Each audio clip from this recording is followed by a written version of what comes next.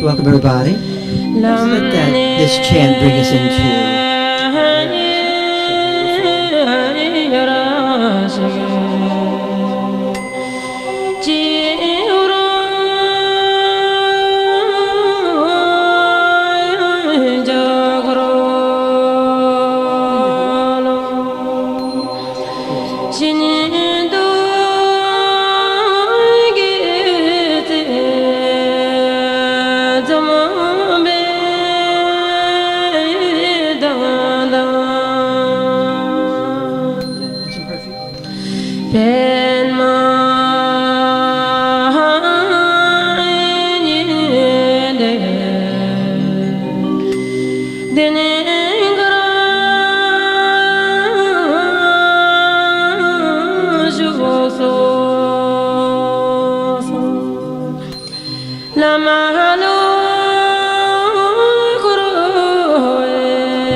So let's focus in a little bit. Cold day.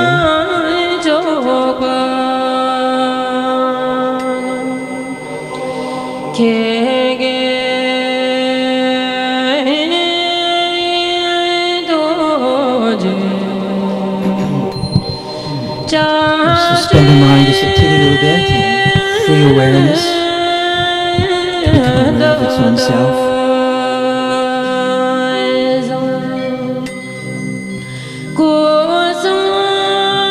Extend the awareness throughout our body, all the way down into the earth, all the way up to the top of our head into the sky, tips of our fingers.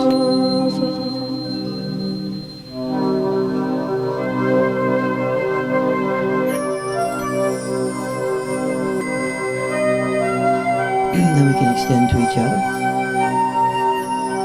to the immediacy of our situation. Inside to inside directly.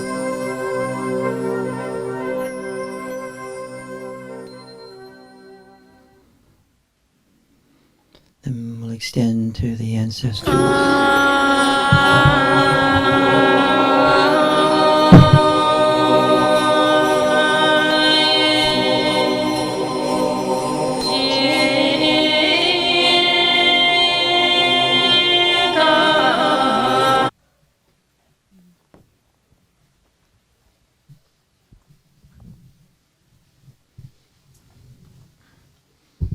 To our ancestors, the mothers and the fathers, the mothers and the fathers, to the generational feel. Sorry, I missed.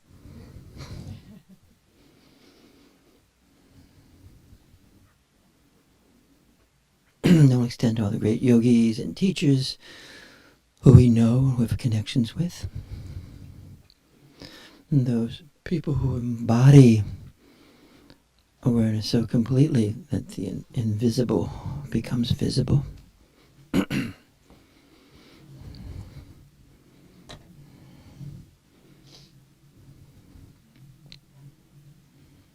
we'll extend to all the different traditions we participate in. Those fields of knowledge, information, and light, articulated over the centuries. Nowadays, with geography being so tiny, information so available, we can have many different initiations, and they mix in our bodies and become universal people. And they'll extend to that dimension that's of our own awareness, that's so mysterious, ineffable. The archetypal vortexes and energies, the deities, devas, dakinis.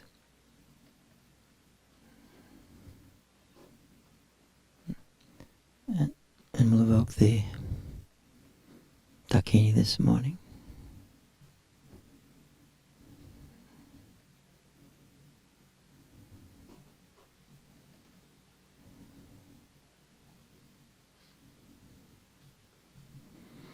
we'll just sit for a little while.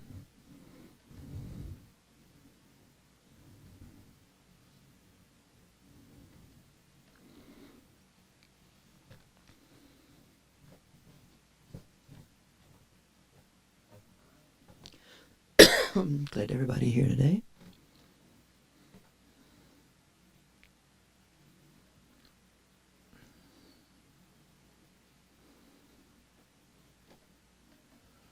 Embodying awareness.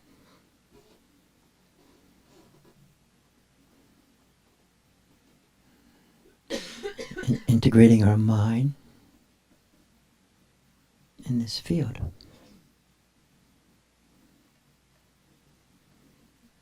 Which is infinite horizons, vast and multidimensional.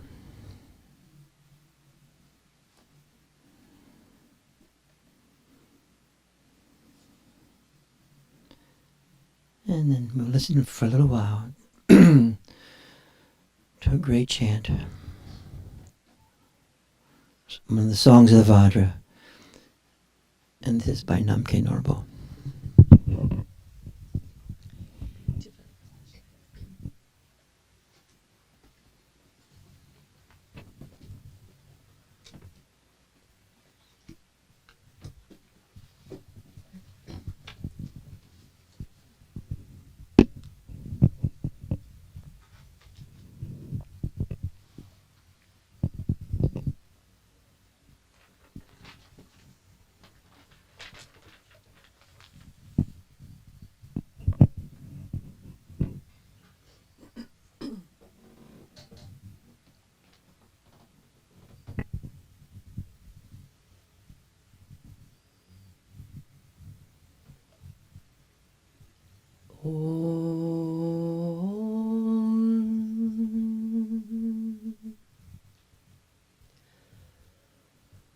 Dorjeilu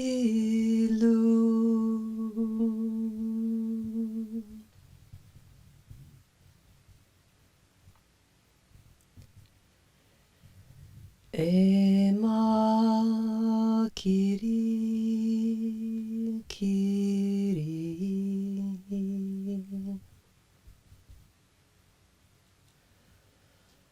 Mashta Vali Vali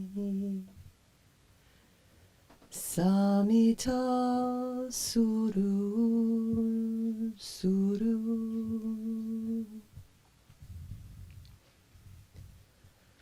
Kutali Masu Masu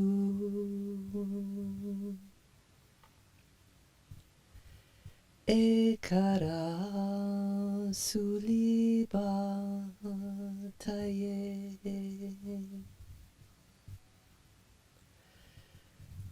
Chakira Buli Bataye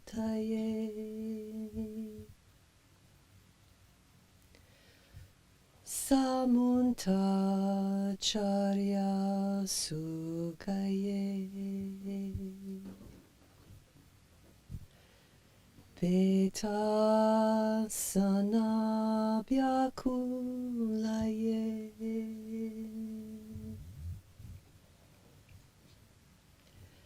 Sakari Dukana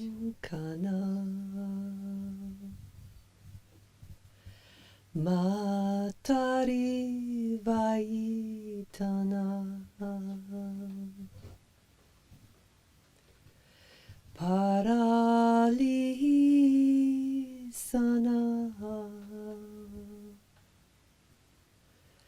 Makatake Lana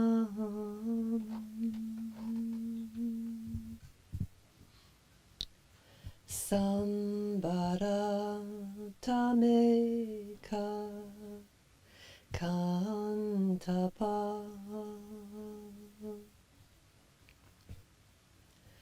Surya Patarai Pashanapa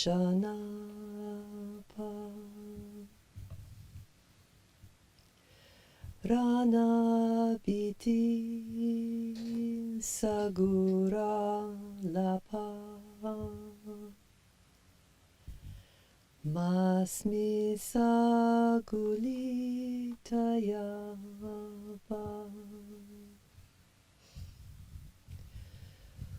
gura gura saga kanalam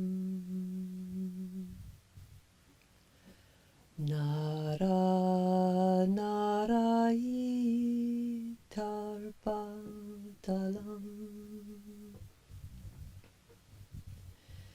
sirna sirna perasa palam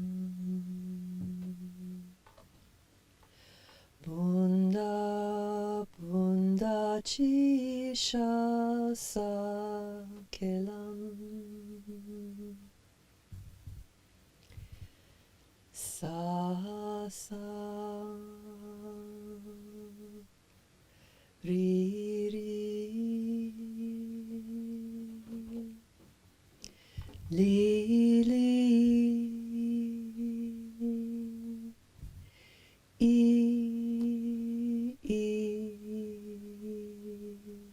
mi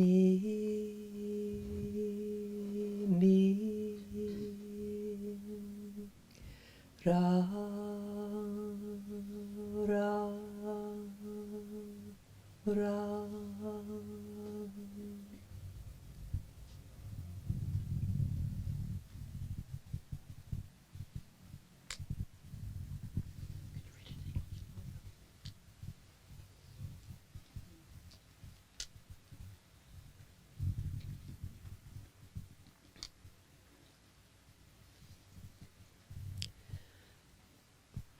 Unborn, yet continuing without interruption, neither coming nor going, omnipresent, supreme Dharma, immutable space beyond definition,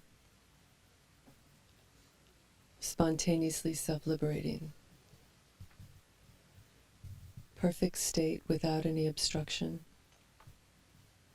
existent from the very beginning, self-created without location, with nothing negative to reject, nothing positive to accept, infinite expanse, all-pervading,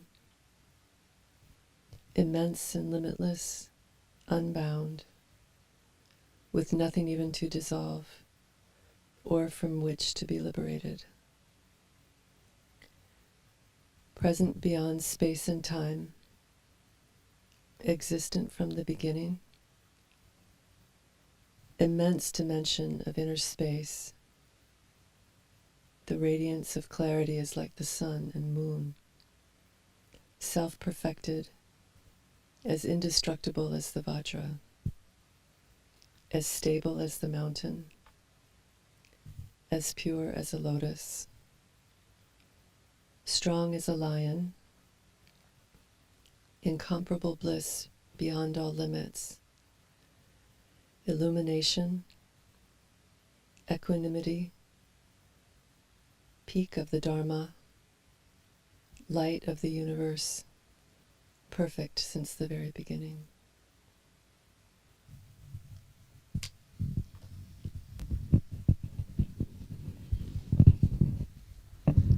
Let's remain with our eyes closed for a little while. Let's extend again to each other. I'm focusing again on this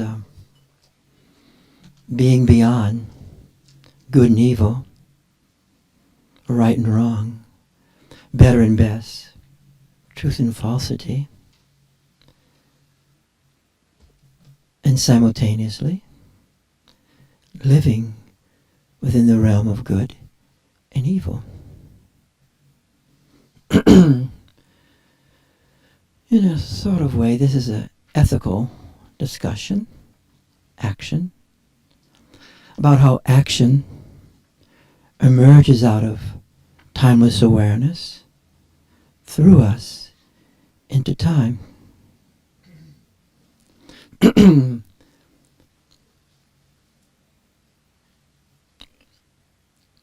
Sometimes there are 4 times that are described: the past, the present, and the future. The 4th time, timeless awareness itself. With this understanding, someone like Yangtang Rinpoche would describe as compassion, this capacity from timeless awareness to extend into a person's present, to extend into a person's past, and to extend into a person's future. A great, great gift. So, this action emerging out of timeless awareness through us in time.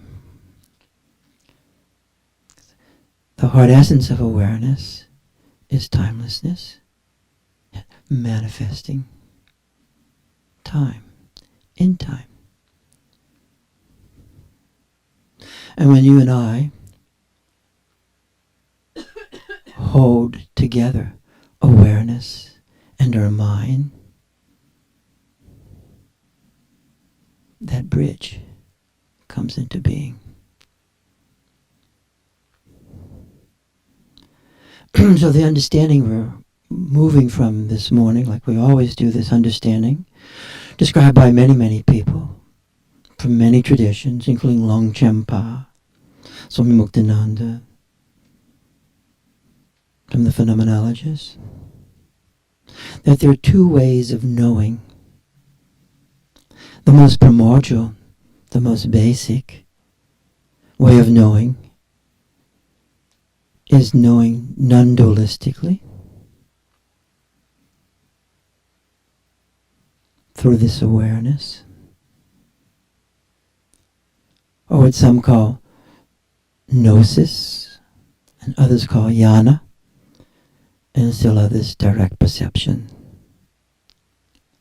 And then there's a much more common way of knowing, and this is knowing through our mind, and the instruments of our mind, like thinking and feeling, sensation, memory, imagination.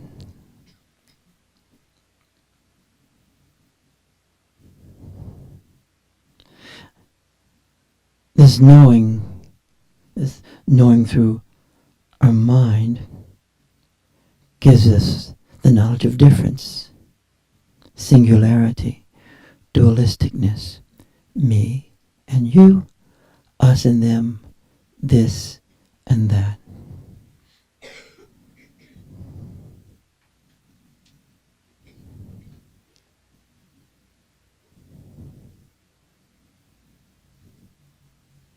Knowing through awareness gives us oneness.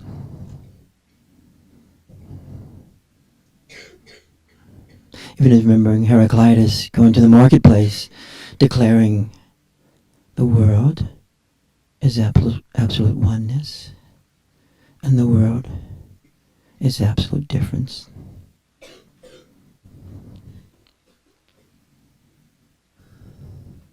This knowing of duality is the way we know within appearance and through appearance, and knowing what is appearing both within us and with outside of us, knowing both internally and knowing externally. And then, because of our capacity, this skillful simultaneous union of these 2 modes of knowing, we can actually know duality from within non-duality, and within duality we can know non-duality. Even as we sit here in the room, we can see us's,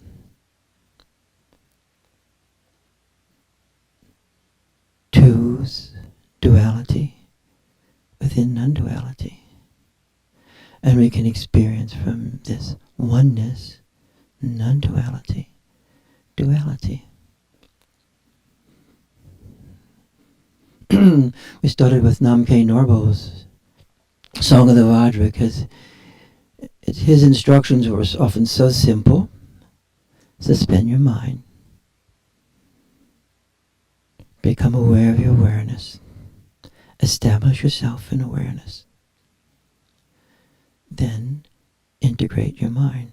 Bring your mind in simultaneously.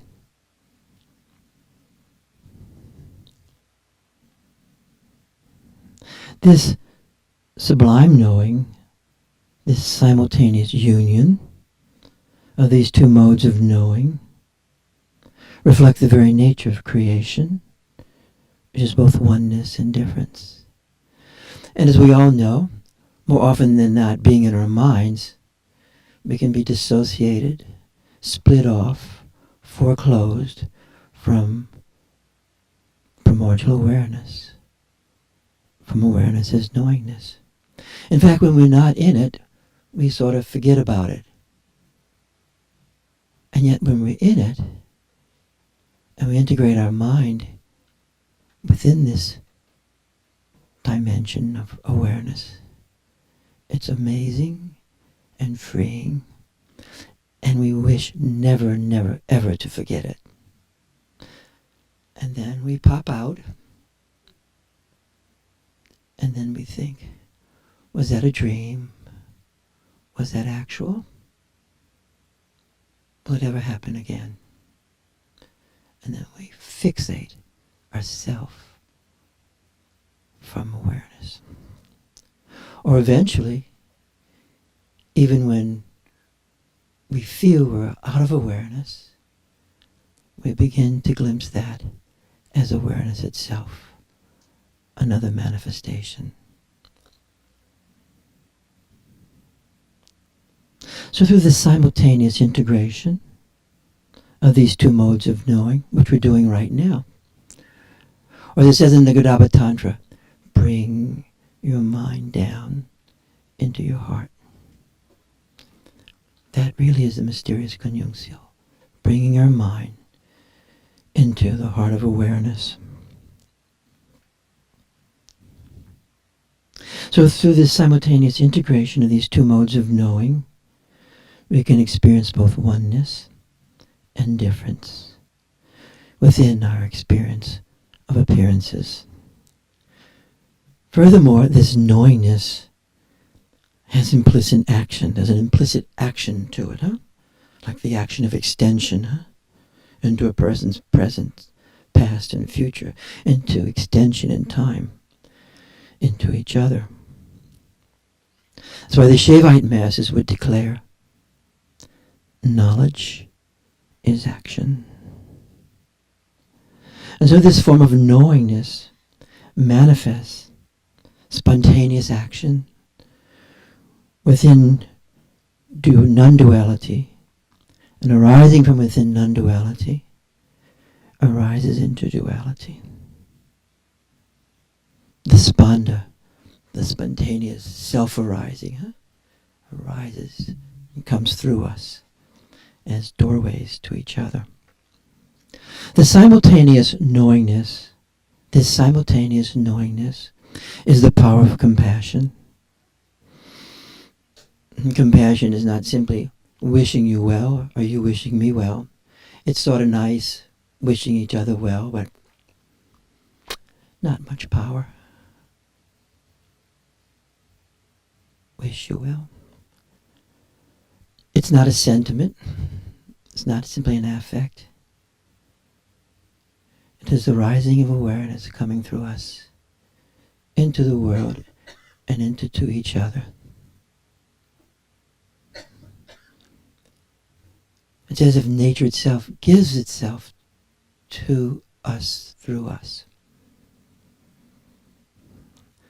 So self-compassion, compassion arises, self arises from the non-duality of gnosis. They're the same. And this power enters into the drama of duality within time.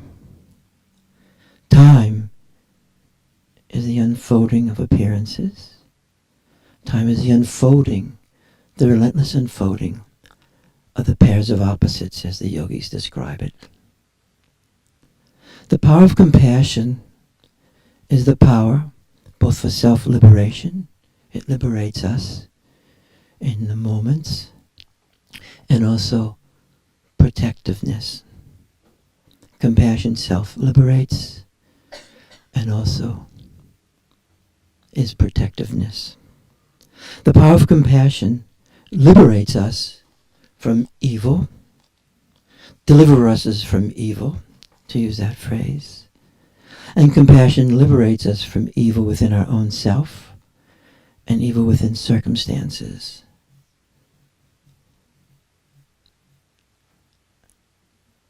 As a great Christian prayer, the Our Father invokes, deliver us from evil, now and at the hour of our death.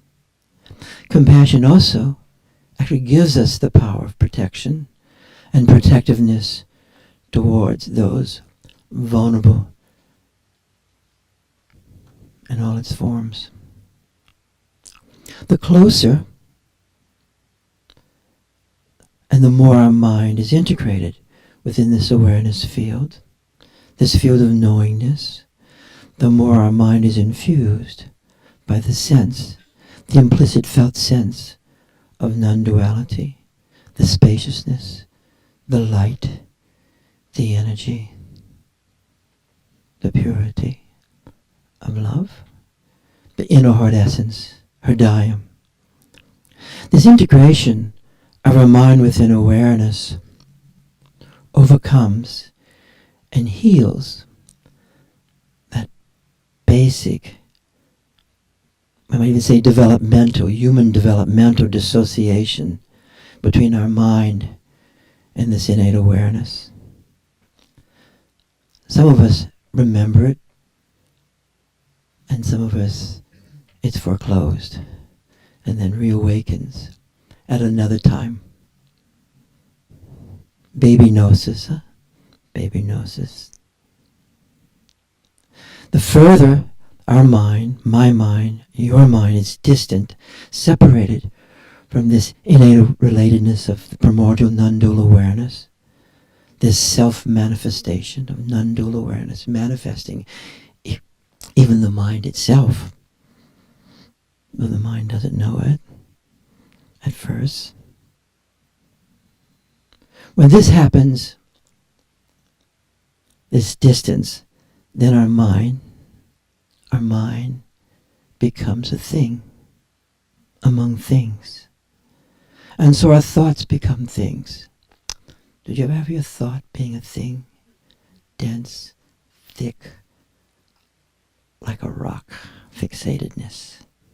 The more our feelings become things, sensations become thing-like, drivenness like a thing, subjectivity, even subjectivity of both ourself and others, becomes things. Sexuality becomes thing-like. Then the world itself becomes a thing. Then our very humanness does not unfold into fruitionalness. We don't become what and who we are. The anima mundi disappears. The world is soul. As psyche disappears, and only things remain. Happily, wherever there's the arising of love, there's a self-arising of non-duality within duality. That's why it's so powerful, so amazing, this true love. And whenever there is love, there's a self-arising of compassion and protection. The medievalists would say, ubi caritas et amor Deus EBS, which means wherever there's charity, that's great love, and personal love, there's God. So as the medievals would say, God is love, the ancient Greeks would say, love is a God. And in saying that, they began to open the archetypical doorway of divinity, the archetypes arising. Belief in a deity, I believe, credo, or belief in the archetypical dimension of human experience. It's great, it's nice, but it's not at all the same power as the power of invocation. That's a power that's really great to have. The power of invocation of this archetypical realm and the consequent bringing forth of this luminous realm into this world of appearances and experience is really great agency, It's like invoking the light and extending it into the present and the past and the future. Invoking and bringing forth this power of the archetypes, archetypical, into situations, circumstances, and into our own embodiment is really magical realism.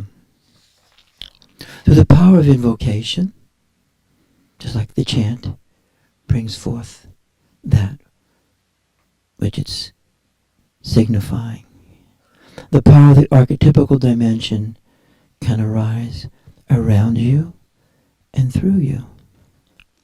Our very oneness with the archetypical dimension can bring forth goodness around us and through us and to us.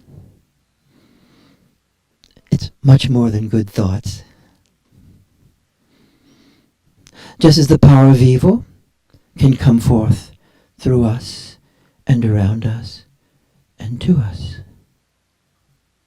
Suffering arises both out of archetypal context and personal causation. Some think, and some restrict the archetypical realm to the interior world of human psyche or to mind alone. It's like a big good thought. And they think, within the Cartesian Kantian philosophical framework, you don't have to know those words, what they mean, it simply means there's this division between subjectivity and the objective world. And the archetype is just within my own mind. Mind alone.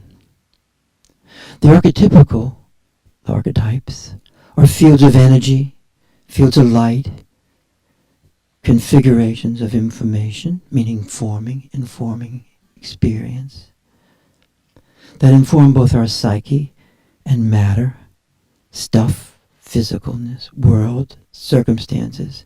And there's this continuity between the inner and the outer. People are always asking themselves or each other, is this apparition simply within me? Or am I actually perceiving actuality? The archetypical dimension is manifesting both the experience within the psyche and the phenomena of the circumstances manifesting. The archetypical dimension is both non-dualistic and dualistic. There's differences within the oneness of the archetypical realm, just like here in Nirmanakaya, differences in the oneness. The archetypical archetypes are both cosmological, cosmology, and personal. Almost done. Evil is not simply psychological, but cosmologically rooted, and is constantly becoming psychologies, becoming psychological. Cosmology becomes psychology, both in beneficence and in destructiveness. Evil is suffering, unbound, infinite suffering. And evil is the infliction of suffering. The love of the infliction of suffering is evilness. And it is both personalized, it becomes personal, and it's archetypically manifested. We know that self-liberation is not earned, but naturally given to everyone. This natural givenness is often hidden by political, cultural, religious, personal, and archetypal obscurations.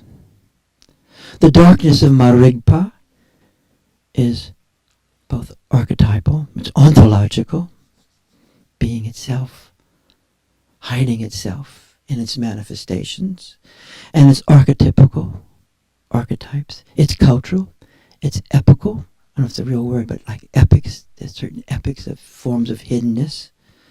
It's religious, personal. Collectively, the unconscious is the obscuration of the natural awareness, which is the great natural compassion. This ethos of compassion is the power to perceive.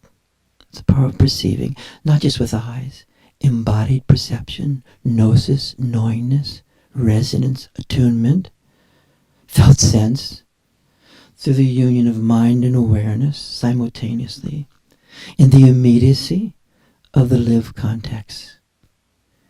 It's in the immediacy of the lived moment, in the immediacy of the lived situation, in the immediacy of that mysterious self-arising of non-duality into duality, of timeless awareness, manifesting through the archetypical dimension into time, from no thingness, manifesting everything and anything, absolutely anything. Non-duality infuses duality, and duality infuses our experience of non-duality. This is the true hermeneutic circle of self-liberation. Self-liberation happens through the simultaneous experience of the very presence of goodness and the presence of evilness, and the intertwining of both. Intertwining of both. In ourself, in situations. This intertwining is the alchemical mixture of both psyche and circumstance. The fire of self-liberation is the fire of the elements, combining within appearance and within experience. And this is the drum of self-liberation in the moment. And the momentum. By momentum, I mean a moment has this movement. You can just feel it moving into something happening next. As Lama Dorchen Rinpoche, great Dzogchen master, said so often, how we relate to appearance excuse me, directly influences our experience of self-realization and self-liberation simultaneously. This becoming free. And we, through our experience of goodness and evilness, our experience intertwining of both goodness and evilness, there's this ongoing intensification of liberating self-experience simultaneously. Intensification of goodness, intensification of evilness, the corresponding intensification of self-liberation. Fire. Fire. I always think of Buddha's fire talk, which I'm not quite remembering right now, but he describes everything as fire. Eyes are fire, taste is fire, body's fire. It's intensity. Intensity.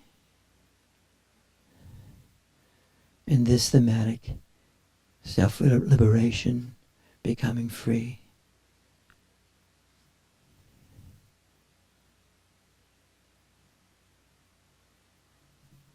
is intensity. And the stretch that intensity brings to us. The intensification of space, the intensification of the energy, the intensification of the light, the intensification of dissolving of experience into light, the intensification of extension of the cutting through of phenomena, opening phenomena, that its nature becomes felt and frees us. Through our experience of being within mind-awareness union, this union that we're slowly but surely experiencing. And it's so paradoxical as we feel the union with our own mind and awareness, the union, the non-conceptual union with others, with the world, becomes livable, becomes livable and takes place in action. Through our experience of being within mind-awareness union and experiencing this conjunction of awareness with these experiences of goodness and evilness in its multidimensionality, the three kayas, Namanikaya, form, flesh, Sambhogakaya, the deities. Within Dharmakaya, there's the infinity of pure potential space. There's only purity. There's total goodness. Has no thingness. And it manifests everything and anything. And in the experience of these dimensions of form, duality, rupa, there's the pairs of opposites. And without this awareness, this base of awareness, this supportive awareness, this nature of our own awareness, then all these extremes of the opposites cannot be held, cannot be metabolized, and self-liberation congeals. The radiance of appearance, which actually is both the seeing of appearance and creating of appearance, cannot be sustained. Primordial awareness both manifests everything and anything and liberates us within everything and anything. We'll sit just for a few moments.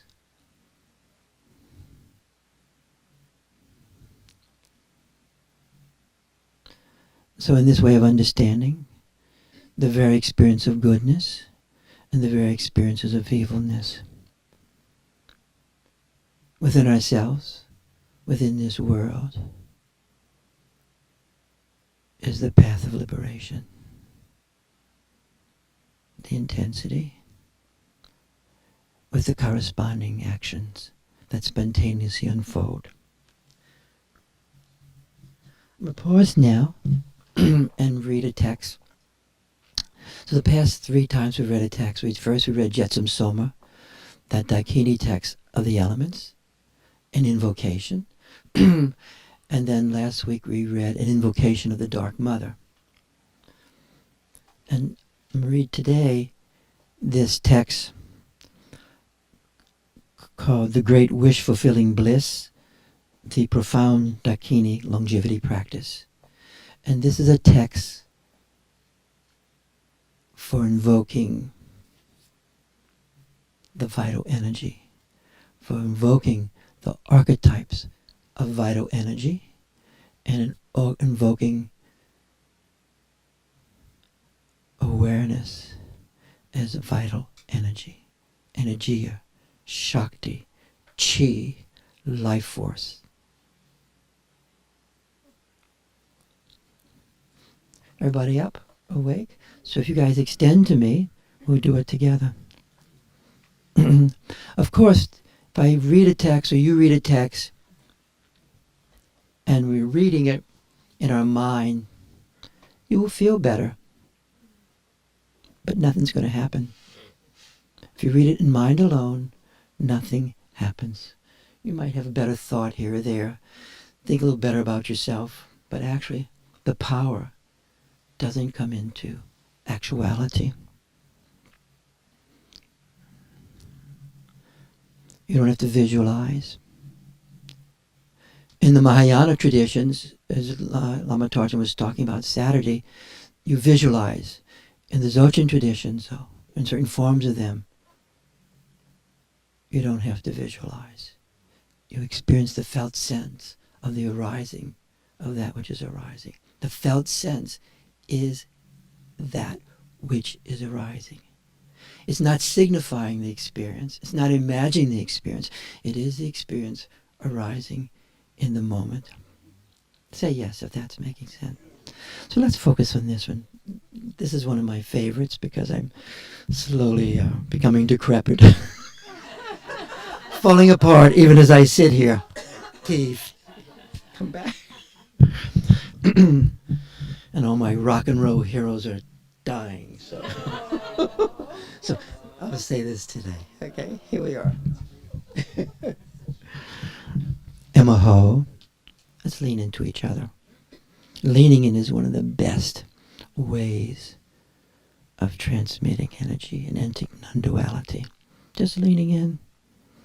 And if I say the word my, it's really our heart. In our heart center is the wisdom Dakini, the goddess. And it's bound shut by a cross Vajra. It's a symbol of indestructible awareness. It's light. And there is this hollow, this opening of the sun and the moon as light of this amulet box. This box right in the center of our heart. Sun, moonlight. And within this, there's this seed mantra, Hri, H-R-I, Hri. It's ablaze with light. As we focus, as we feel it, the sun and moon amulet opens. Opens. And light radiates forth, pervading the immediacy of our situation and into the farthest reaches of the sky. Have confidence in that.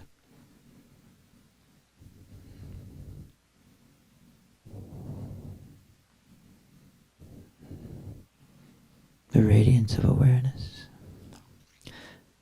And my damaged and depleted life spirits, our damaged and depleted life spirits and lifespan, and all the essence of vitality of cyclic existence itself, perfect peace, animate and inanimate, they start to come together, coalesce in forms of Amrita, these nectarian light rays. Subtly, this has a viscousness to it. And this dissolves into us. And the accomplishment substances. The substances we might be offering, but it's also the nectarian substances within our bodies.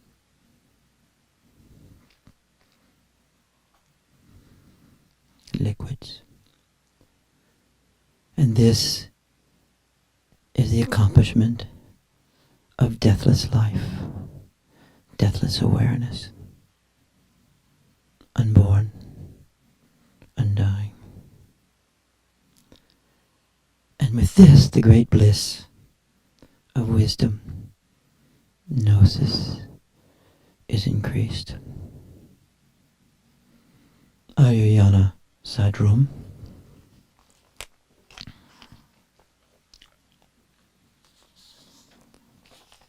Hri. In this realm of fully blossomed lotuses, in this magnetizing, the magnetizing, right? The power of magnetization. In this magnetizing mandala, this field of blazing great bliss. And inside this circular palace of longevity, this place of longevity, this awareness.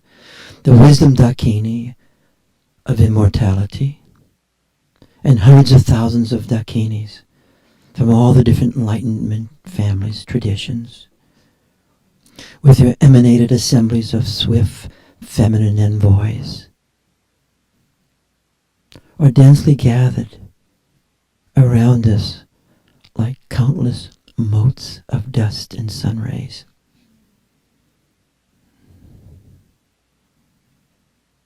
Particles. Huh?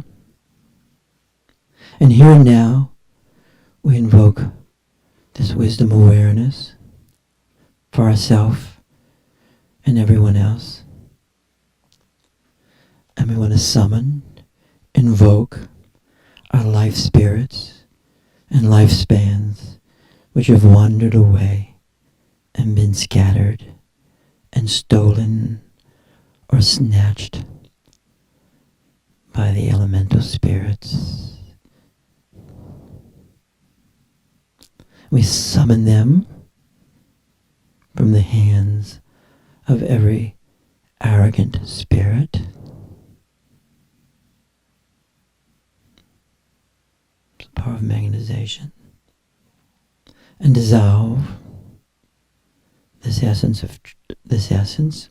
of earth, water, fire, wind, and space into our flesh, our blood, warmth, breath, mind.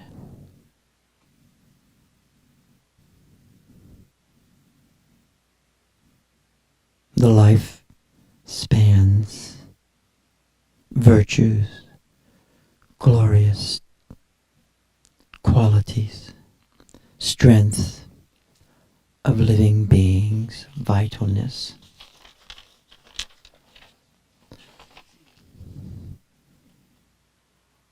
The feelings of victorious rootedness, the longevity accomplishments of all the sages and masters of awareness.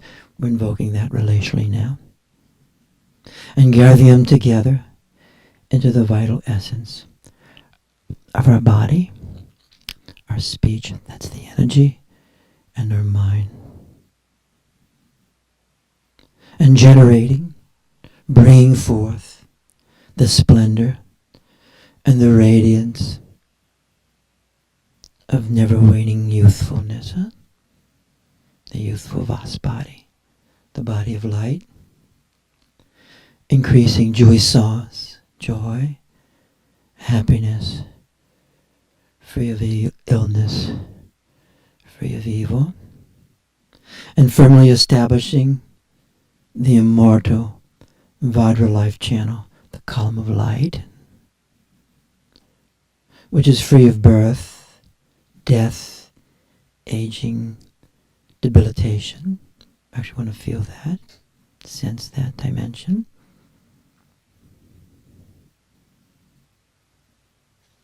The indestructible, youthful Vaspati.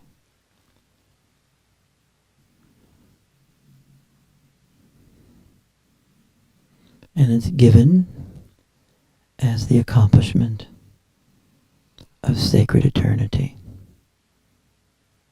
Unborn, undying awareness. As us.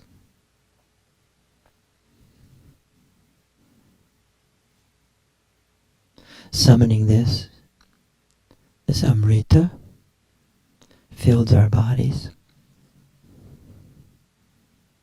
And the essence collects into Hri, that seed syllable. The Amrit box closes. The cross Vajra is these spokes, which are strings of light. Bind it shut. No leakage.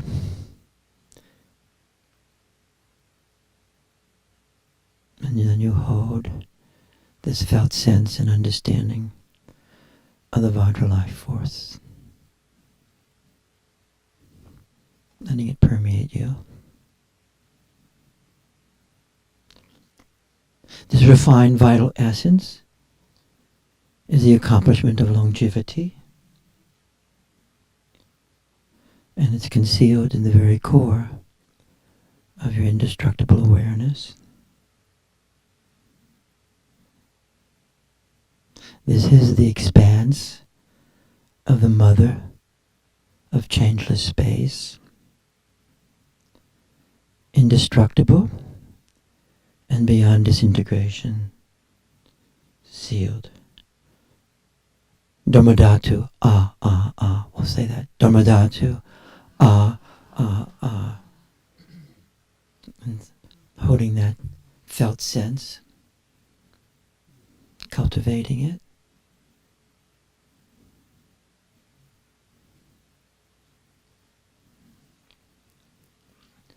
Which is most wonderful at the moment of death, as our body, mind goes through the experiencing of disintegration, not only within but around us, the great dissolving, immediately present, simultaneously, is the unborn, undying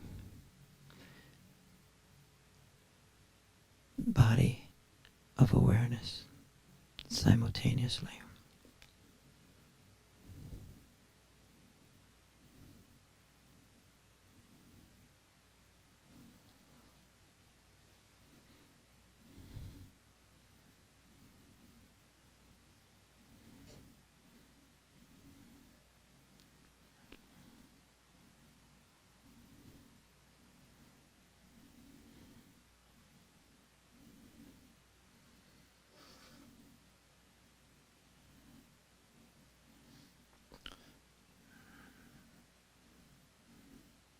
Knowledge is action,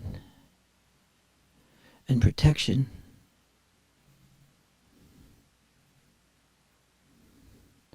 is actually part of the great compassion. Huh? It's not a bystander witnessing. With that, I'd like us to pair up right now, but I'd like you to stay in this rather serious mode for a little while, at least 2 seconds. We'll focus, but stay in the indestructible sense, if you're feeling that, in your body.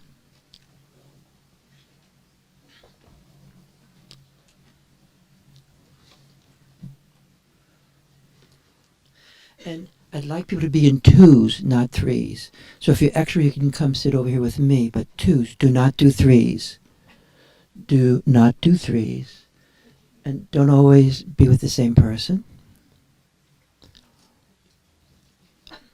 Who's on the steps? Okay, got a cough. Okay, great. That's great. When you're sick, stay on the steps. Let's hold awareness. Great. So, is your mind in awareness at this moment? Is your mind is thinking? You can even do this way. Is thinking? Are you thinking from awareness at this moment as you gaze at the other person? Because what you're experiencing will let you know. Are your feelings within the awareness field? Good winds, bad winds, mean winds, ugly, whatever they are. The awareness field holds everything and anything. That's its job. Its job is to literally embody the pairs of opposites, metabolizing them.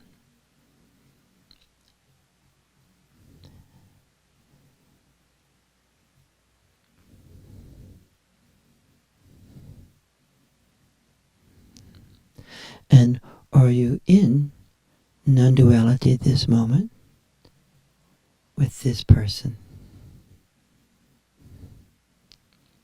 You can just be asking yourself that.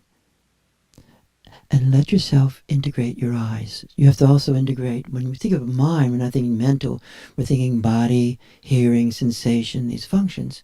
So gazing, and you're gazing with your whole body. You're gazing with your whole body. This is not simply visual. You're gazing, whole body, awareness embodied.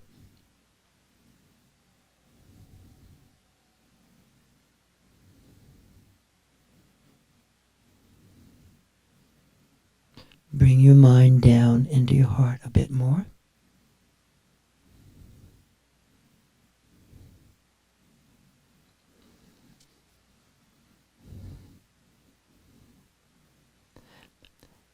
And then we're going to extend to the other person from your lower center first. Extend from ground. Extend from the Dantian.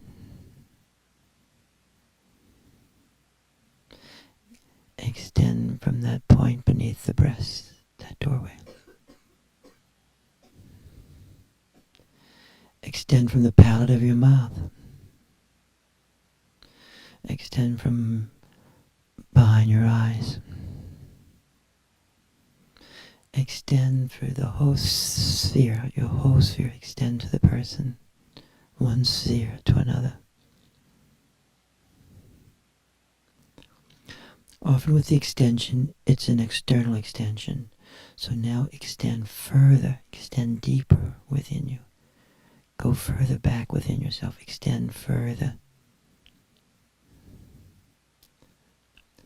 Allow yourself to pass through the other person in that mysterious union of light.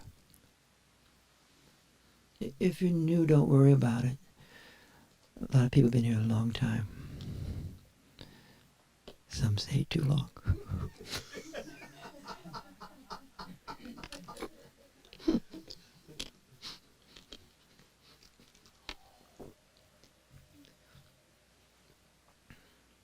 If you want, you can touch the person as a way of allowing the energy to come through touch. That actually organizes the body. Embodiment.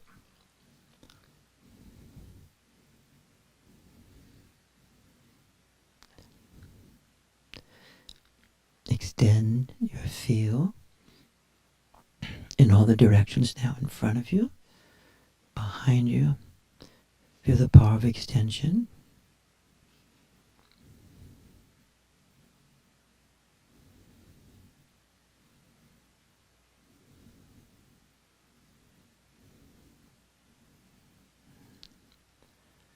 And we'll do one more.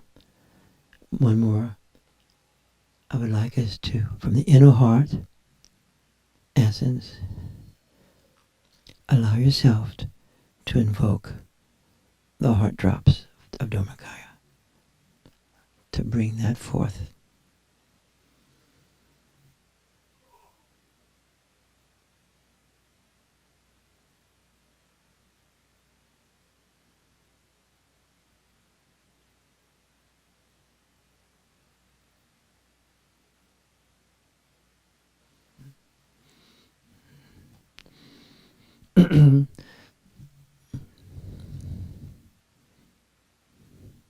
And again, from timeless awareness, allow yourself from that place, that placeless place, allow that spanda to arise into him or her.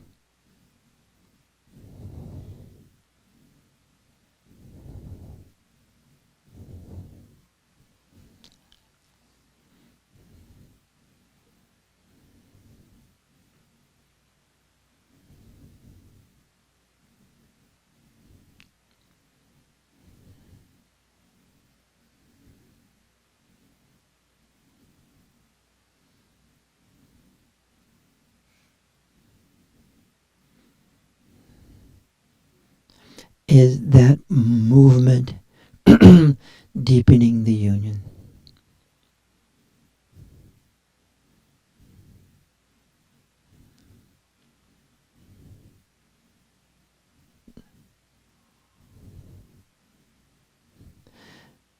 And we'll pause for a moment, and remaining in awareness,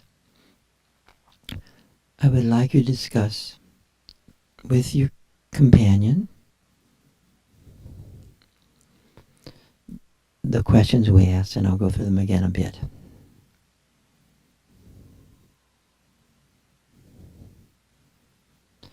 Do you feel your mind in your awareness?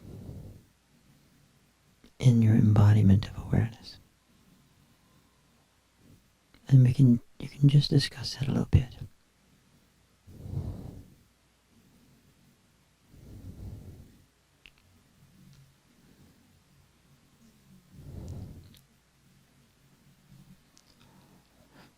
You really want to know the markers of this stuff, or it's just a wish? Is your mind embodied right now?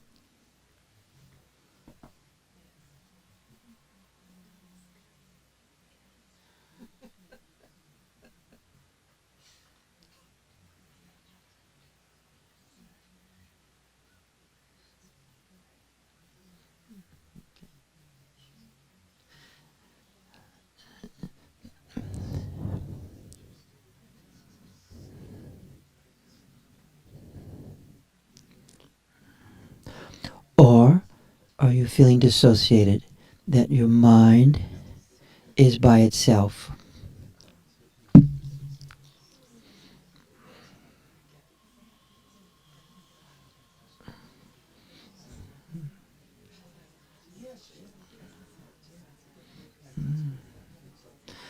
Okay. We're moving fast because this doesn't take a long time. These events are very fast. Okay. So let's talk for a few moments to the group now. Would you mind telling me if you felt your mind is in your body, you felt that integration? How do you know that? Let's ask Karen. Welcome back, Karen. I'm not going to pass the microphone today, though. I knew it because I felt so much love. Okay, you feel this affection, this love. Okay, let's see. Very deep and Mm-hmm. moistened my eyes.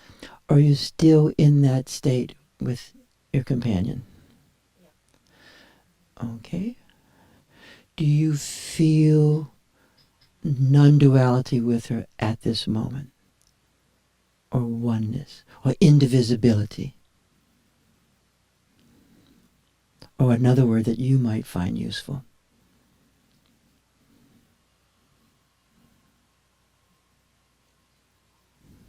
I feel all of that, and I feel a deep sense of beauty that is shared.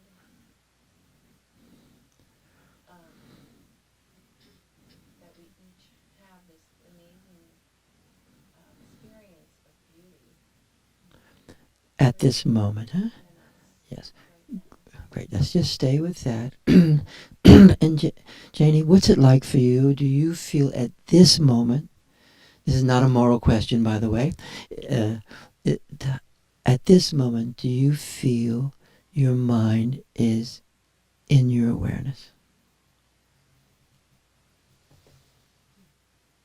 Feels part of my awareness. Okay.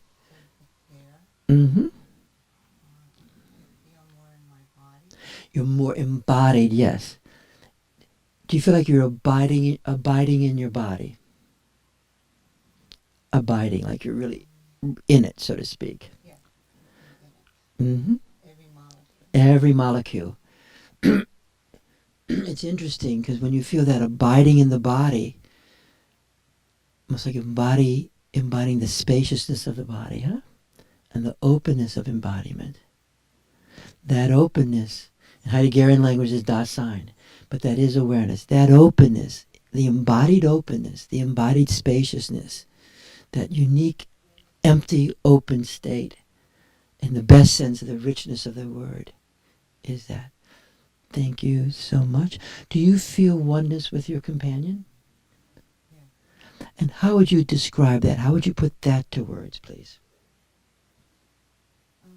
So it felt like we were within each other, Within each other? but separate at the same time. What's the... Yes? And vibrant, and there was this beauty, like Karen just looked so beautiful. Yes, that vibrancy. Huh? What does it like to feel that vibrancy? The aliveness, huh? Wonderful. Yes. It's amazing even when people are dying, huh? And they can't move a hand, and that vibrancy's there. It's... So we're going to pause again. And maybe, Patricia, would you mind describing, we're not passing the mic today, but would you mind describing your experience? Do you feel your mind is in your awareness at this moment?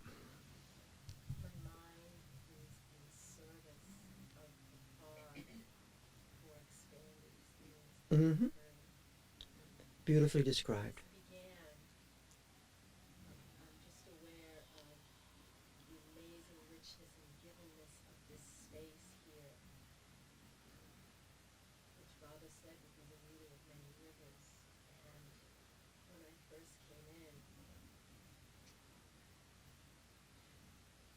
Christ, the picture on the altar, was started being energy to me. And I didn't try to invoke him. I sometimes had an experience of him, and it just came. And then he began to stretch me open, Yes. especially in my solar plexus Mm-hmm. and Dantian and pelvic region, and that was going on for the whole talk. And then it was opening in the spirit of pure love, and then I manifested with my partner.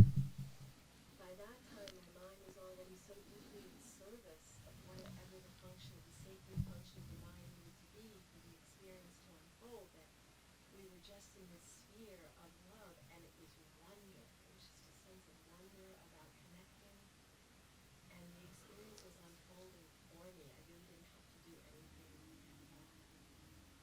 I'm just aware that any of the beings that are here will come forward to offer to us what we need at any given time. And today for me it was Christ. Yes. I really very much appreciate your description, and the phrase "in service" really brings that forth in a felt sense for us. Because there's no one word, and sometimes we start using hackneyed words, and the more hackneyed they become, then the whole thing disappears, you know? And so the language arises on its own. And then also the archetypical realm is not simply inside within us. It's completely present in the present, huh? And it's manifesting through phenomena as doorways into our experience, huh? And that archetypical support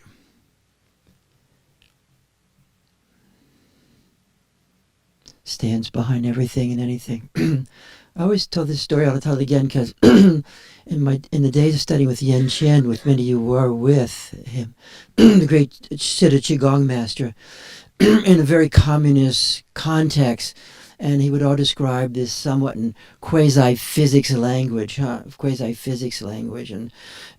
very brilliantly, and the light, the energy, which is the manifestation of light. But one time at a little meeting in Montreal, it was really people that were comfortable with him and sort of knew him. We just happened to find ourselves there in that group. As a humorous aside, they serve dinners, but many people don't eat because they have that capacity of not to eat. Of course, I'm eating away theirs and mine. but more, please. But nonetheless, oh, you don't want that. Called bijou. People they would just drink water. It was quite amazing. But then at a certain point, he has a a piece of cloth, and he opens up this piece of cloth, and he gives it to one of his aides, and then in it is a a little teeny statue of Kuan Yin, never said a word, never says these words, and then they pass this around to and each person's given one, that archetypical dimension standing behind us. Whatever your tradition is, there's no one way. The archetypes arise archetypically out of awareness, these energies, these states, and as they become personalized, they come through the mind, huh? So if I'm Tibetan, they'll be this way. If I'm Chinese, they'll be this way. If I'm another, so they take on certain forms, of the cultural forms of the personal and cultural mind. But the actuality is felt. We're going to pause again for a minute. Thank you so much.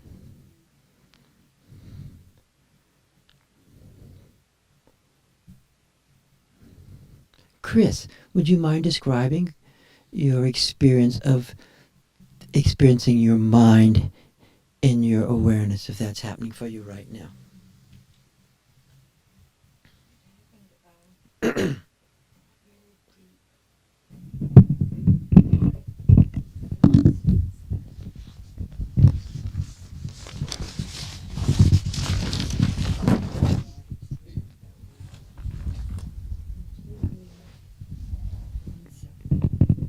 the most exquisite way.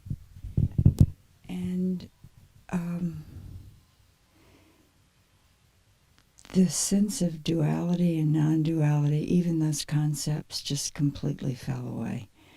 I didn't have to think in those terms anymore because the sensation was so strong. And in the gazing before that, the features, I'm sorry, I forgot, names are gone. Julianne. The features completely disappeared. And that kept happening. And actually, I've never experienced that before. It was completely new. That the gazing first was just this softness and ancient, timeless quality, and then there were no eyes, no nose, it was just, and there wasn't even a shape. It was just complete dissolving of anything tangible like that. It is beautifully described. And so as we practice Togo, but we practice Togo not so much looking at the sky, because it's never around here unless you look straight up. But as we look at each other, and as always people, we go through these phases of appearance, huh? So the appearance, it starts at ordinary, then suddenly it becomes exquisitely bright, becomes fuller and fuller. The aesthetics become more and more beautiful. And then sometimes it just begins to turn into particles, and it just disappears. And that's called the great exhaustion of phenomena. But it's disappearing into primordial awareness. And it's always exquisite when that takes place. It's always exquisite for us if it's taking place, or if we're seeing that taking place, because it is also a function of the mysterious conjunctio. It is a function of the mysterious state of union, huh? And to experience that disappearance and still be alive is really quite fantastico. Thank you so much. And Julianne, would you mind describing your experience?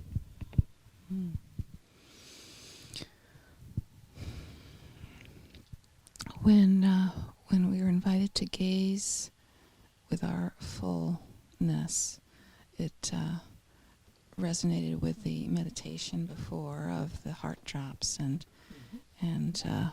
began to feel like I was taking her in a non-located way.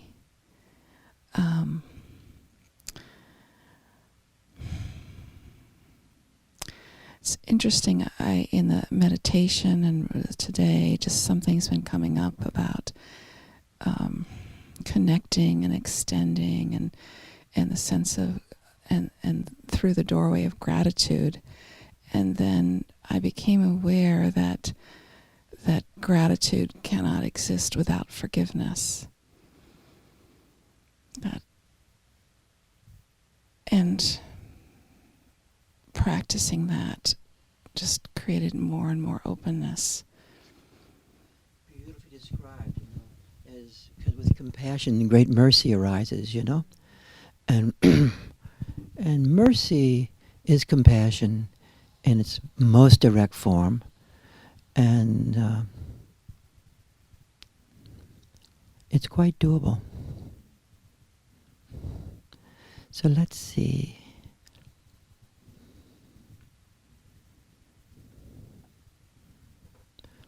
Who else would like to share? And I'll come over to you. You want to share?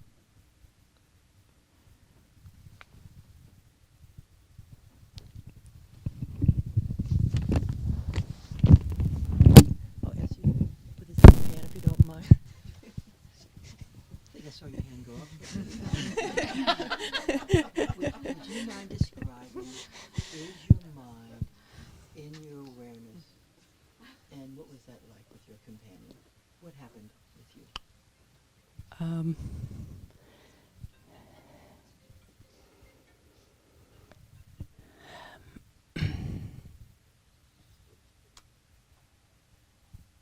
It's somewhat hard to put into words, but I'll try something.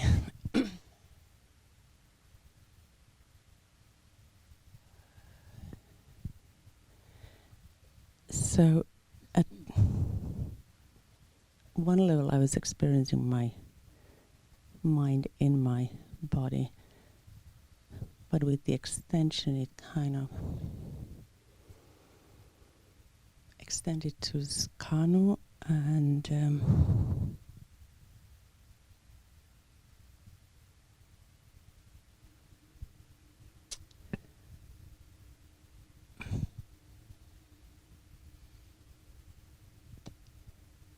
it's a little hard to put into words, but there was like this. I couldn't kind of keep tracking where's the mind and where is it not, because it became a little bit of a distraction. Yes. You can't track it to a point as it integrates. It's harder to track. Yeah. And then I said, no, I'm going to stop this now, the tracking.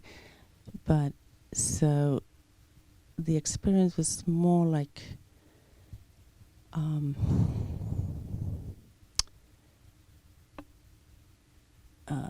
it was initially less like a diffusion. It was more like we were two different holograms in space, and my mind was kind of at the edge of the hologram.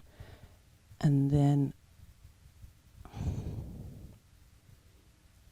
slowly the two holograms would merge, and then there was a lot of kind of disappearing, not being there, disappearing of the hologram itself. And then that got replaced by like an archetype of the mother, and at times with the golden Buddha, they would both appear and then they would disappear and just be like particles, golden particles that evaporate in the space. And somehow kind of my mind was then absorbed with Kanus in that space, and we would evaporate as well. And then the vision would reappear again, and it was this cycle where if you didn't pay too much attention to it, I can't be in it when I'm talking, but if you kind of let it do its display, there is no separation, but there is the mind of me, Kanu, and the awareness. Simultaneously. Yeah. Exquisitely described. And it's all quite magical, and it's, at least for me, it was at the edge of what my mind could kind of absorb. It starts going, you start feeling the mind itself Yeah. naturally beginning to be left out Yeah.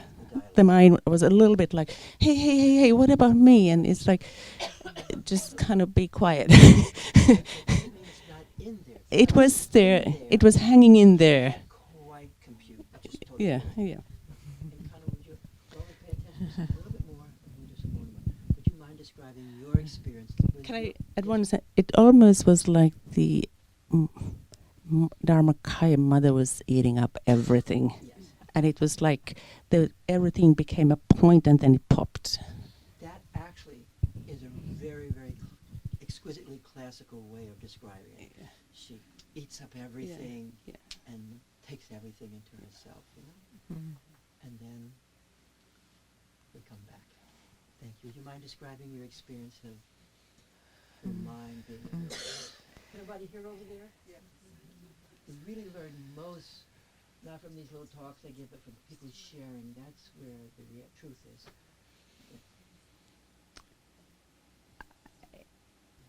It's everything Heidi said. My experience, it's as if the energy itself, the energy of dynamic, vital, the spanda of existence, it's like it's just coursing through and taking over the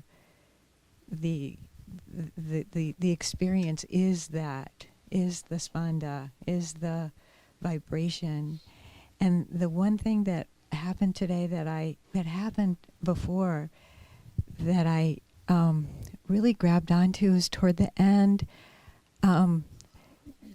when my eyes are half open, there at the bottom part, I see the reality of existence, and like where above my eyes, it's like the void is there, the unending spatial awareness is there at the same time. It's like I'm in two realities at once, simultaneously. It's really incredible. It's like the eyes, like I see her body, but I don't see her head, and anything above it is gone, and mine too. Like my own body, her body, we're one body, hologram, and then above that, gone. Beautifully described.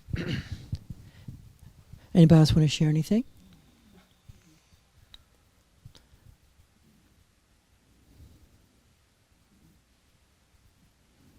Should we do some more experience? Or should we do more sharing? Okay, there we go.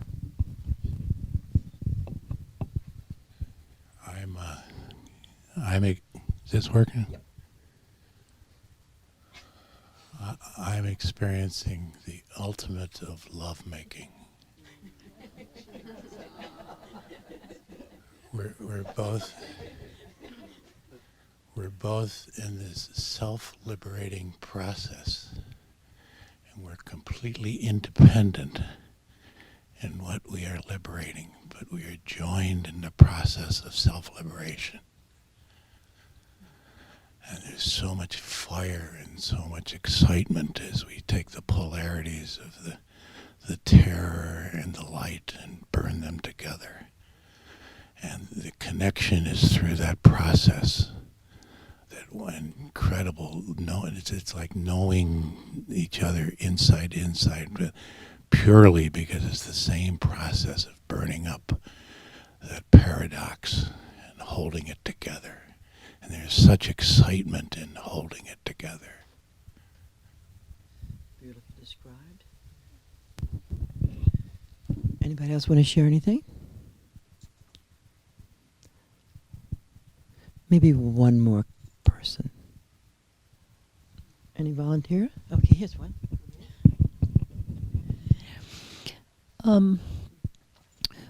For me, it's very quiet. The coming together was very still and very. I mean, there's no sense of boundary and no beginning or end. And then we, in joining hands, we joined hands, and it was like this profound, an intense electrical current that just, fired up and energized the whole of it. And again, but into that, the fullness of the stillness, and then the spanda began to come into my body, and with the spanda, it was a sense of a sense of my own physical body moving in that spanda, and it was it took a little bit to integrate that to our sphere, and then it kind of moved in, so that movement was just, that pulsating was just part of the totality of all of it. Would you like to share something? So let's do another practice, okay? So let's focus again. And hopefully we're able to remain in awareness even though we're hearing all people share experiences. Because when you're in the field, everything is very direct. There's language and there's a field. And it's a simultaneous communication between the field and language. Huh? Language is a medium of the field. The body is a medium of the field. And the field itself is its own medium. So that simultaneous experience of words and signifiers, and beyond words and signifiers, simply experience with meaning, and then there's experience with no meaning whatsoever. Say yes if that's making sense to you. So let's focus again for a moment. You can enter back into awareness. And again, we can invoke the archetypical presences, that invocation, that dimension that's manifesting us, in us.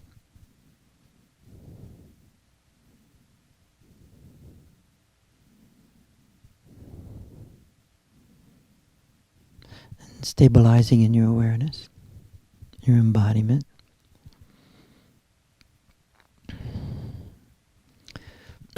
This experience I'm not going to ask you to share out loud, but I would like you to enter into that oneness, that indivisibleness, whatever language fits for you. Bringing your mind into that place, that dimension.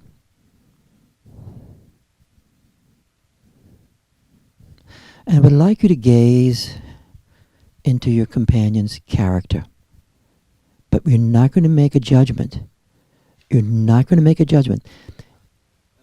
If you make a judgment, it will take you out. Just gaze.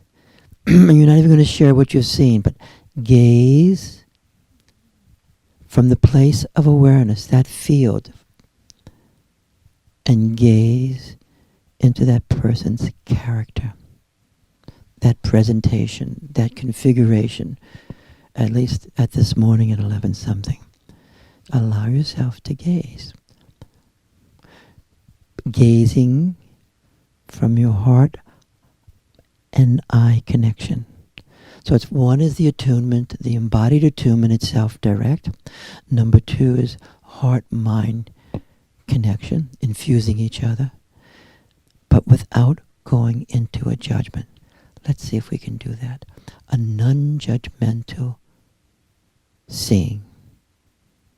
Non-judgmental seeing. Let's see what that brings up. Non-judgmental. No superego. Just gazing.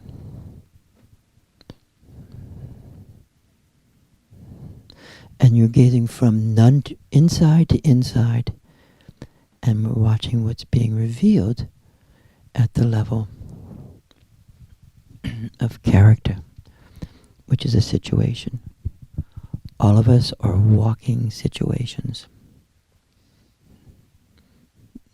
For good or for or not so good. Just gazing.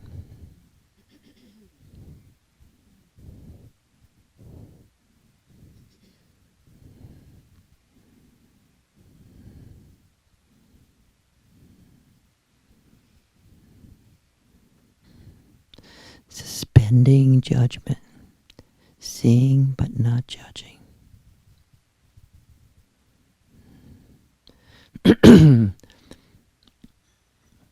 And you could release this, looking at character, and go into what has been described before, but we're trying a very specific thing now of being in awareness, mind and awareness union, and just first gazing into the character. And at the same time, gazing into non-duality of that being, the gnosis, the awareness, simultaneously. Simultaneously gazing. Character, being itself. Pause now. Just pause for a minute.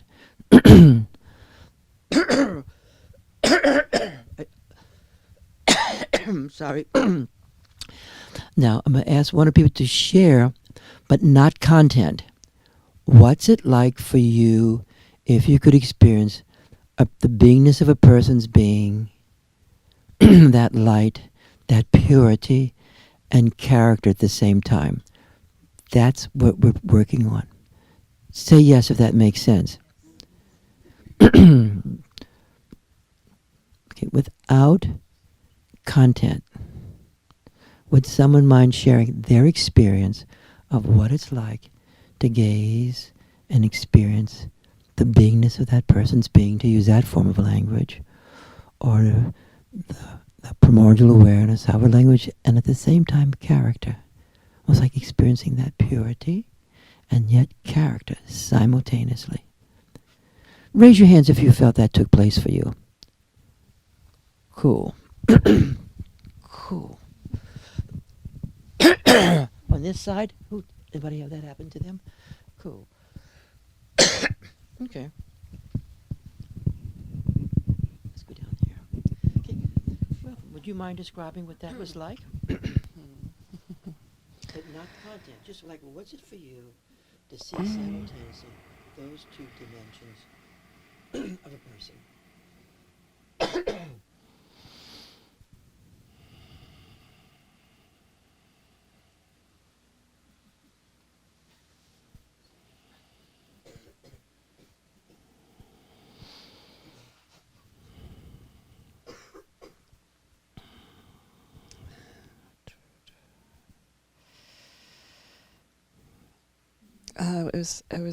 It was just wow. It was really like seeing myself. What was it like? Did you see characteristics? Didn't see. I just felt. You felt it, you knew it. Yeah, I just knew it. And what was like feeling the characteristics with that ground or the background, the foreground, that beingness of her?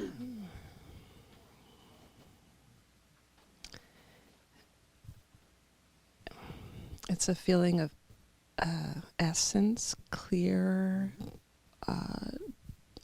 It's just not describable, really. It's Very hard to put in Heideggerian language, we're working on seeing the ontic and the ontological simultaneously. That makes sense? No. Ontic is psychology. Are you with me? Personality. And ontological is the beingness of the being. So there's the beingness of the being, and there's the being's psychology, mind, character, history. We're seeing the ontic history simultaneously. Say yes if that makes sense. This is something really good to do. Anything else you want to say? And your companion, what was it like to see the ontic and the ontological? Academia. with Robin, it was as if they peeled away in halves. And the physical distorted as the half was peeling apart from the other half. I mean, it was literal duality splitting. And presented as one would open a jewel box and reveal a jewel inside after the peeling came apart. That's sort of the imagery sort of I had in the beautiful field. It was very, very lit, very beautiful. But the split was very dim. The split was dim. The reveal was light. Well said. Ontic dim. Anybody else over here want to share the ontic ontological? Yes, great.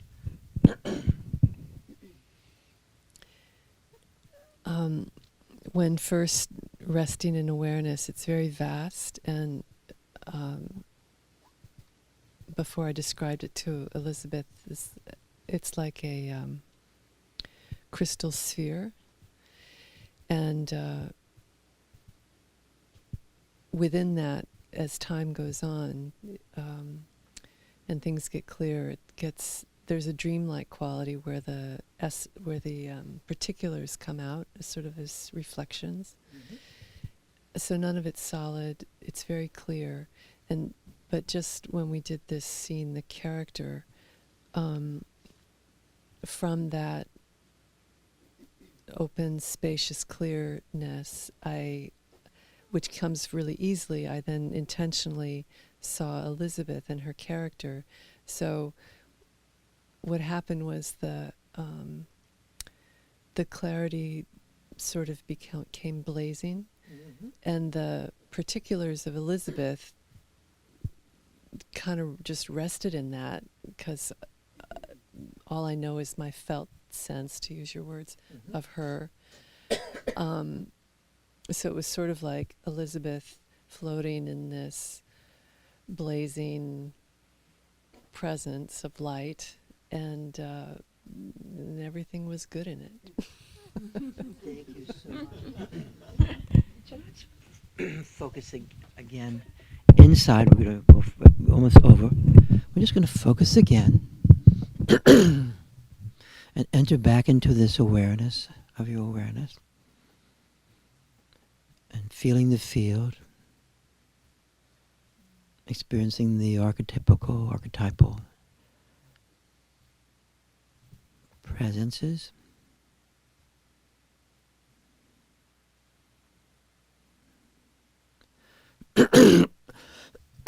And for a few moments, you're going to stay in the awareness state. And I usually don't ask people to see movies, but I'd like you to see a movie in your mind for a few moments. Of Schindler's List. Do you guys remember that movie? It's very vivid. So you hold the awareness state. Hold the awareness state as best as you can, especially if there's a companion, you both are holding it simultaneously.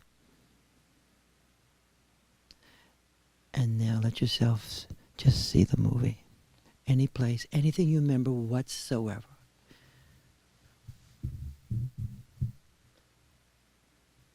From the base of this awareness.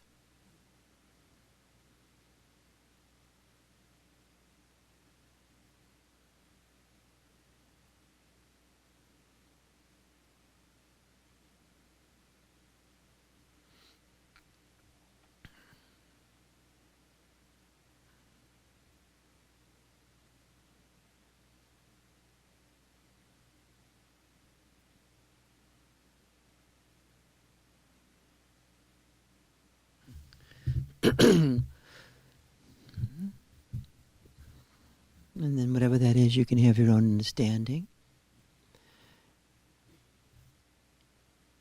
And now we're just going to rest in awareness together for a little while.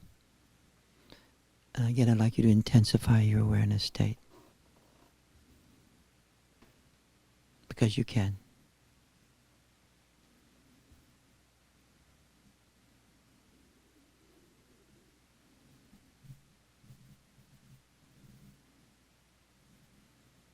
And then we'll extend our awareness to people we know and love who are having difficulties, who are suffering.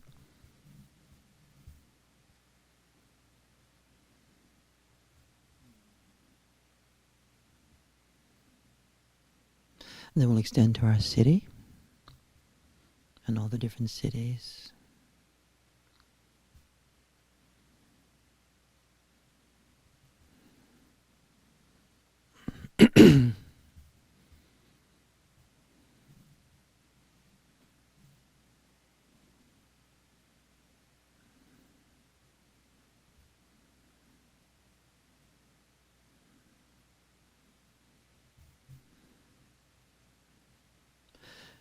And if you don't mind, if you could email me if you want to, you don't have to do this. If you want to, we'd like to know what happened for you today, what you're experiencing. It doesn't have to be long, and what you're getting, so to speak, what you're experiencing or receiving or taking, especially with these last 2 sessions or so.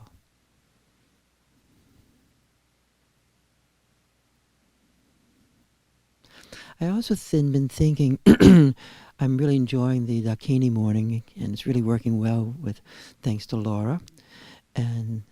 But I think I'm going to start playing. There's the monthly thing I get from Lama Torchen, but I may play that one time. Usually I play it over and over because the teachings are so rich. Every time you hear it, more comes to you. But I think I'm going to start putting his teachings on the Vajrakalaya. And the Vajrakalaya is symbolized by the dagger. You with me? This cutting through, phenomena, freeing, and the importance of the capacity to cut through situations that are on mind, cut through, in quotes, demonic qualities that are appearing in this world. On one level, everything is totally pure. That's why we're working and seeing total purity, and yet the manifestation of goodness and evil simultaneously. So that's what we're working on. But the Vajrakalaya is about that, and it's about 10 hours worth. So I think we'll put that on this Saturday. And then if I'm not here, I will give some copies to you. And it's very complete. It's a very complete Vajrakalaya teaching. It's really great. And I think most people have probably had some empowerments of the Vajrakalaya here at different... Huh? It's at 8 o'clock on Saturdays, 8 o'clock, from about 8 to 9:30. And we'll usually... Yeah, we're trying to redo the front of the website a little bit because it's all pretty dated, like really dated, and it's falling apart. like, wow. Great, thank you. Yes, please. Yeah, via Zoom. This is on Zoom, and the Saturday morning Dakini thing is on Zoom. Okay. Send the link on Friday. I'll try to put it on a Wednesday morning. That'd be great. That'd be great.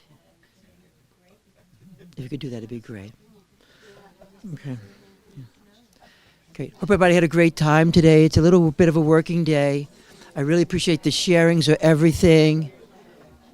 And this is like awareness gym. You stay in awareness the entire 2 hours. Thank you guys so much. Hasta la vista.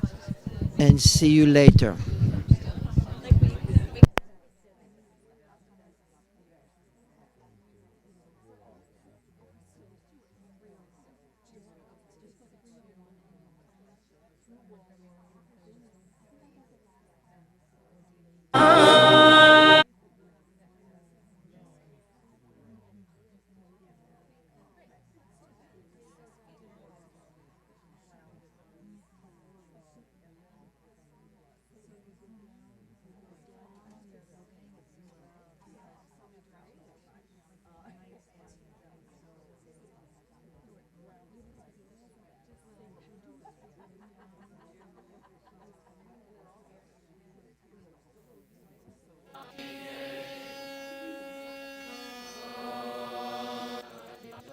Say.